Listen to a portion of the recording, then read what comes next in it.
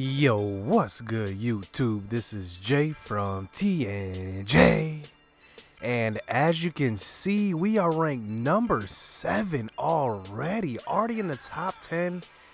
Only 5 games into this year. I mean, how is this possible? Let's just look at who's lost up to this point. So 97 overall. Stanford, I mean, they're behind us, 4-1. Houston's coming up, they're 5-0. Iowa, they're 5-0. They're right behind us. Ohio State lost. Let's see who they lost to. They lost to Nebraska, who was 4-2 at this point. Let's keep going on the line. Miami's 5-1. Maryland is 5-0. Who did Maryland beat anybody good yet? So they did. They beat West Virginia pretty good. They beat Wisconsin and West Virginia. So they have Michigan this week. That's a big test for them. They go through a tough string of games right now. They go Michigan, Penn State, Ohio State, and then us. So I don't think that undefeated is going to last for them.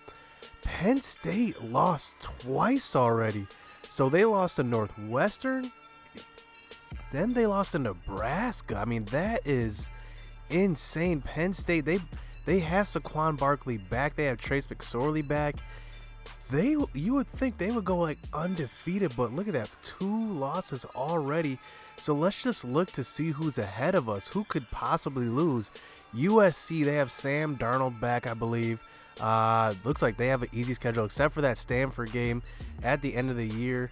Then there's Clemson ahead of us as well. They kind of have an okay schedule for the rest of the year, so they might go undefeated. Michigan in our conference, they have a tough schedule as well. Look at how they run up the season. There's 4 straight ranked teams. Alabama is still there. It looks like they're not going anywhere anytime soon. And then Washington is 99 overall everything, and they're ranked number 2, but Auburn's ranked number 1 right now, and they won the national championship last year, beating Louisville, so it's no surprise to see them still at number 1. They don't play anybody with very good records, so I'm imagining that they'd stand number 1, but they do have Georgia, LSU, and Bama to round out the year, so definitely that Bama game is going to be a huge one. So let's just look at our recruiting board really quick. So as you can see, the 5-star Josh Fleming is still on our board, still second. We're in a 2-way battle with, who was that? That was Syracuse. I don't know why he wants to go to Syracuse. Then in our second game, a guard. We're trying to get him to our school. John Jackson, an athlete. Walter Gonzalez, the receiver. I mean, a lot of these guys are receivers. You look at this, Richard Simmons. We're first on his. Dave Ferguson was a diamond that I found. He might be actually one of our best recruits. And one thing about recruiting, man, is that when you get people on the field and you see their overall, it might be lower than other guys, but they might even play better. I mean, that's the thing that I love about this game, is that overalls don't dictate a lot.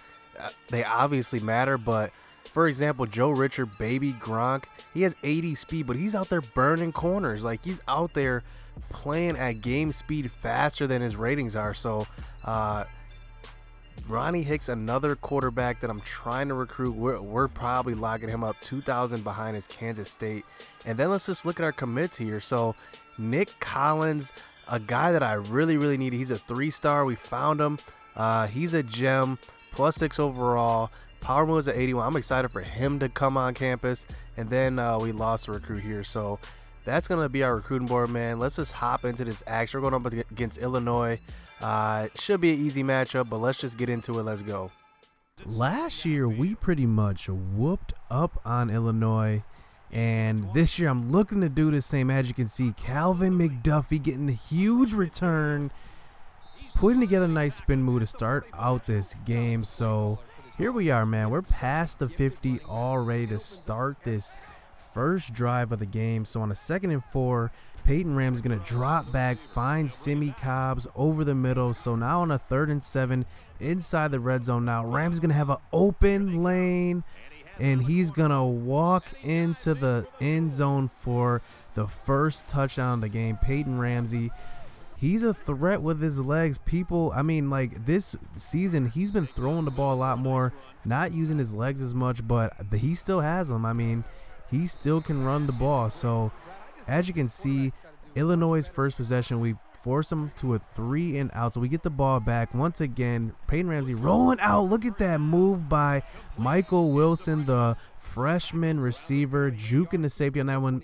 Look at it again, putting the moves on him. So on a 1st and 10, almost at the 50-yard line, Ramsey another running lane, but this time he is tripped up. So now we're past the 50 here on a 2nd and 10. Ramsey's gonna find Timian. And remember something about this game, Illinois has a new regime. They have Greg Schiano as their head coach. Remember in the offseason, they fired Lovie Smith and instead hired Greg Schiano. So this is a new look Illinois team.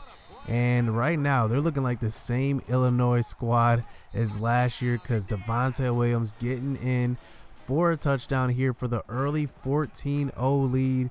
But here, they're running back. Look at that stiff arm. That is ridiculous. He straight killed Crawford. He broke his neck. Oh, my goodness. And that's Bonner, their running back, running in for the long run on the first play from scrimmage on that drive. He straight destroyed Crawford. I cannot believe when that happened. I was like, whoa. But what happens? Devontae Williams puts his defender in a spin cycle, breaks his ankles horribly.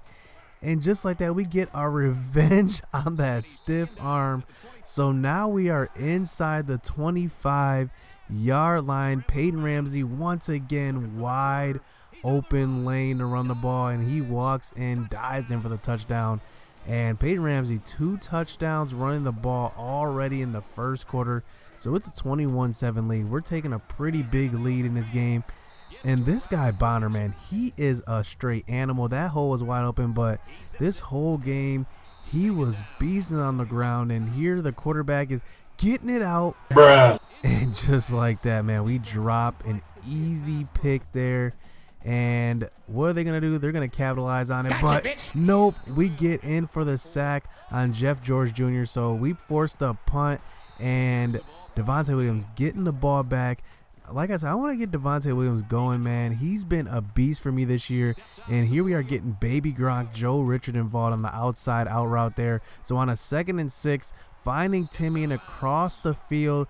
And on a 3rd and 7, Devontae Williams getting the ball, breaking tackles, doing Devontae Williams things.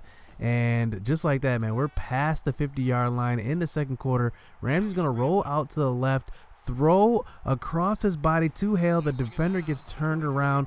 He doesn't get back to the ball, and we complete the pass there for the nice 20-yard gain. So Mike Majette getting into the game to spell Devontae Williams, but we don't need to give him the ball. We need to give Harris, Jashawn Harris, the ball on the outside for the touchdown. So Ramsey has 3 touchdowns, 1 passing, 2 running early in this game. So now we're almost to halftime here, and look at this once again. These mean stiff arms from Bonner. I mean, this dude is a straight monster. I don't know where he was last year, but this is a different player. He is just absolutely killing for them. And this is turning out to be a game of finesse versus physicality, because it looks like, at least from what I can see, we have better athletes, but Bonner just has the strength, the physicality to get it done for them. But as you can see, we hold them to a field goal. So now it's 28-10 towards the end of the second quarter. Devontae Williams putting on the juke move, getting a nice 10-yard gain there. So trying to go up by another score here before half, and we get it past the 50-yard line on the completed pass to Luke Timian. So on a 2nd and 10, trying to go deep to baby Gronk, but what a great play by Trey Watson, who was all over the field this game for them. I think he had a couple of sacks, he had a couple of deflections, but on a 3rd down, we go for it, and they tip it, so that ends our scoring hopes before half. So now they take over, they get the ball to start the second half, and on 3rd and 11, trying to go across the middle, but this time it's knocked down by Riggins, broken up. So we get the ball back, man, and on a 3rd and 9, driving here, and Simicals puts on the move past the corner there. We get into their territory, and we're now in field goal range. So putting together a good drive, and what do? We take a sack, and kick the field goal, but we cannot make the field goal, man. I was just talking about how easy field goals are, and this is 2 straight games where I missed the field goal. Very, very uncharacteristic by me, but here we go, man. I mean, we got to stop this guy. Bonner is a straight animal, and once again, he gets a wide open lane for another big run play, and on a 1st and 10, another one, another hole for this guy. 10-yard rush up into about the 10-yard line, but on a 3rd and 4, they're in our territory, but we get them to kick a field goal. So now it's 28-13. Like I said, getting the passing game going. Peyton Ramsey, a much improved passer from year 1 to year 2. It's obviously something I couldn't do the first year, and something I'm really, really looking forward to doing this season. And it's partially the reason why I'm undefeated up to this point, because I can throw the ball now, and it's something that he could definitely not do last year.